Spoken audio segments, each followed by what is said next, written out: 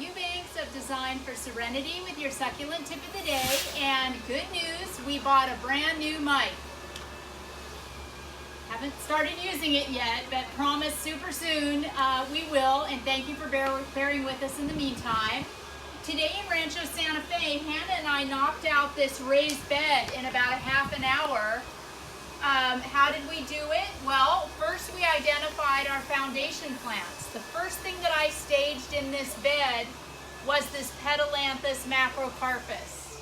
That was my thriller, right? Then I staged this Cotyledon orbiculata. Now, I've had a number of you ask lately, how do you trim Cotyledon orbiculata? Because this one tends to get a little leggy and heavy and top heavy. How do you trim it without, leaving ugly looking stems? So don't forget what I always tell you. If your succulent stands up, you've done your job. Remember, we don't trim from the top with succulents. We trim from the bottom. So I'm going to cut this just to show you what I'm talking about. Now, what have I done? I have created a wound. And yes, that looks ugly. And what's going to happen here? Well, eventually little branchlets will form beneath the cut. But who wants to wait and look at that for months on end? So remember, when you make your cuts on succulents, the way to do it is to dig the whole plant out of the ground, cut it up for parts, cut off pieces at the size that you want, then take your piece. You don't have to let it harden off unless you're expecting rain, and just stick it in the ground like that.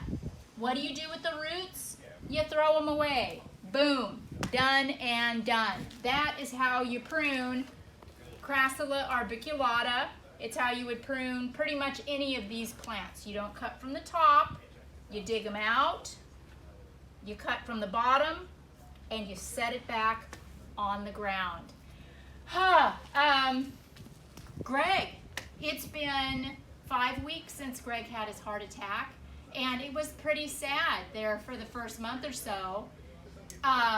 Effective Monday of this week, today is Thursday, he really turned a corner and he's much more himself. So I'm extremely encouraged that Greg is indeed going to make a full recovery and be back to work in no time. Thank you all for your love and concern and your support. This has been Laura Eubanks of Design for Serenity reporting from Rancho Santa Fe with your succulent tip of the day.